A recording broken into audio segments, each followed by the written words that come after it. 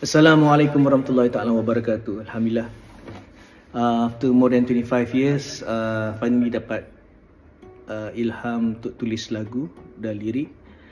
The last time I wrote was about more than 25 years ago,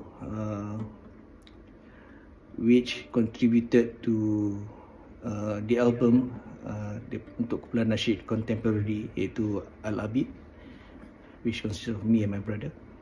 So lagu ni saya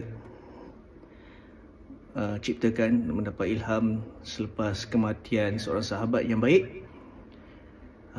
So terimalah lagu Ku Mendongak ke Langit.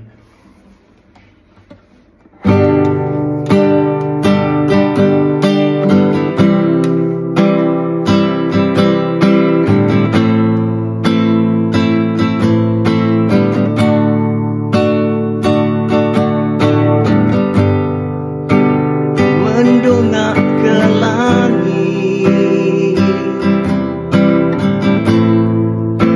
menahan sebab di hati ini, mendengar kabar engkau tiada lagi. Perginya sahabat sejati,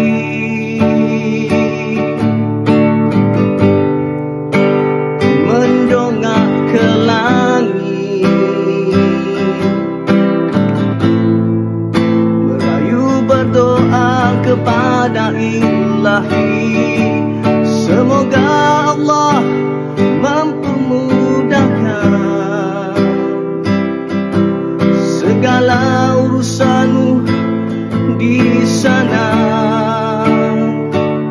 Yang kekal hanyalah Dia, Allah Azza wa Jalla.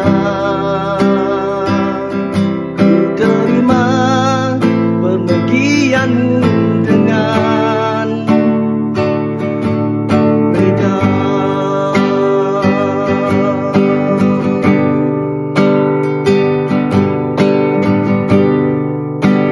Mendongak ke langit, menahan sebab di hati ini, mendengar kabar kau tiada lagi.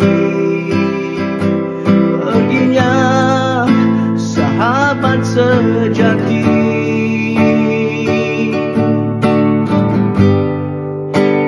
mendongak ke langit,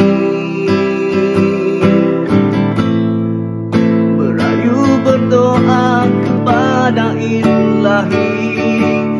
Semoga Allah